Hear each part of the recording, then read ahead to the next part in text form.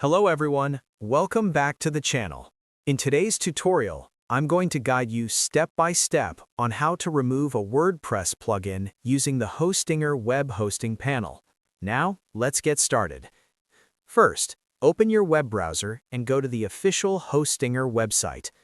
Once the homepage loads, take a brief moment to look around and get familiar with the layout. The design is clean and straightforward, making it easy to access your hosting services and account settings. Next, click on the My Account or Login button to access your hosting dashboard. Enter your login details and sign in to your account.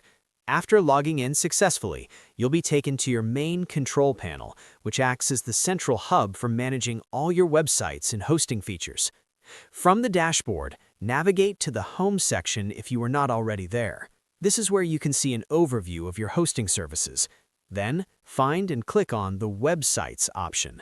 This will display a list of all the websites connected to your Hostinger account. Locate the specific website where you want to remove a WordPress plugin. Once you find it, click on the WP Admin button next to that website. This will take you directly to your WordPress dashboard, where you manage your site's content, themes, and plugins. Inside the Admin panel, look at the left-hand menu and click on Plugins. This section shows all the plugins currently installed on your website. You will see their names, statuses, and available actions such as Activate, Deactivate, or Delete. Before removing a plugin, make sure it is deactivated. If the plugin is still active, click Deactivate first.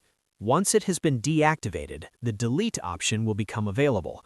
Find the plugin you wish to remove, carefully confirm that it is the correct one, and then click Delete.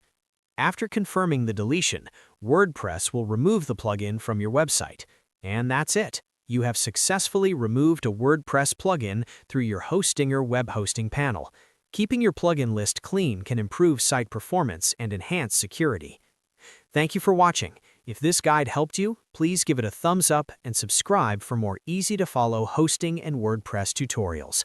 I'll see you in the next video.